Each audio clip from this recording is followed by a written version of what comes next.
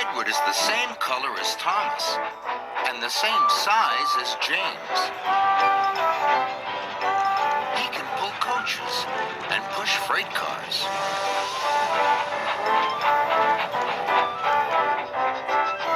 And he often works as a back engine. But Edward is old and not as strong as the other engines. So sometimes Edward feels left out.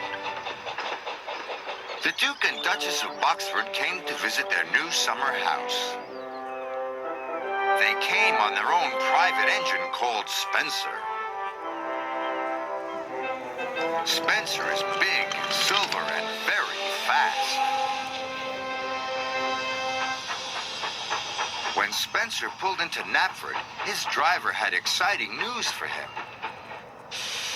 "You have beaten Gordon's record," he said. "Of course," boasted Spencer. "I'm faster and finer than all the engines on Sodor put together." Sir Topham Hatt's engines were very cross. "Spencer's just a big silver show-off," sniffed Gordon, and everyone agreed. Sir Topham Hatt spoke to the engines. "Spencer will take the Duke and Duchess to their summer house. Another engine will take their furniture." Sir Topham Hatt's engine saw the chance for a race. "Please, sir," said Thomas, Percy, Gordon, and James all together. "May I go?" "You all have other work to do," boomed Sir Topham Hatt. "Edward will take the furniture." James and Gordon groaned. "Fancy sending a back engine to do an express engine's job," sniffed Gordon. "He'll lose the race and let the whole railway down," said James. Thomas and Percy were cross. Edward was their friend. "Spencer has a bigger boiler," said Thomas, "but that just means more hot air." "And honest steamy can beat a pouty puffer any day," added Percy. Edward set off. Slow and steady. "We'll do my best, we'll do my best," he puffed.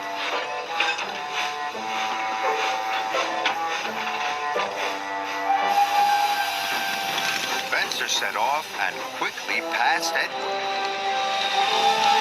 "I've won already," he boasted. And with a whoosh, he was gone.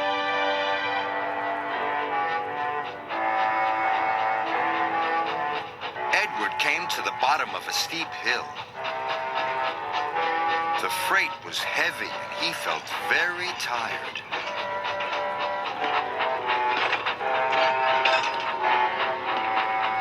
He huffed and he puffed and was soon at the top. He could see Spencer in the distance and chased him at once. Edward raced down the hill. Spencer stopped at Wellsworth Station. The Duke and Duchess wanted to buy some tea and cakes from the refreshment lady. Edward teetered into view. "Hurry, old boy," laughed Spencer. "Can't have you finishing too far behind me." Edward wished he could have a rest too, but the station master and the porters had heard about the race. "Hooray for Edward!" they cheered. Edward picked up steam and proudly puffed past Spencer. But then the Duke and Duchess finished their tea, and Spencer was off in a flash. He roared past Edward. "Fastest and best," he boasted. Edward was nearly out of puff. The furniture felt heavier than ever.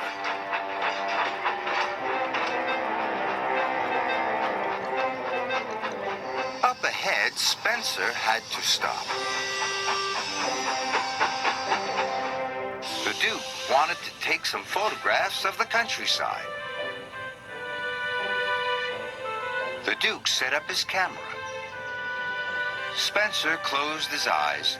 "Nothing to worry about," he said lazily.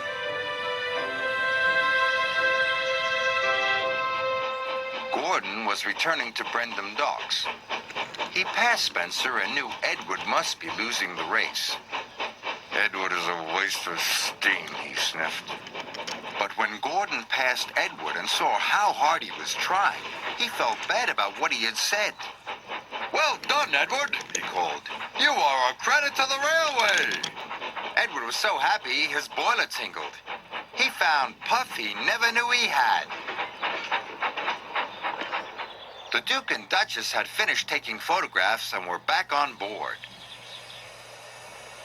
"Time to go," said Spencer's driver and rang the bell. But nothing happened.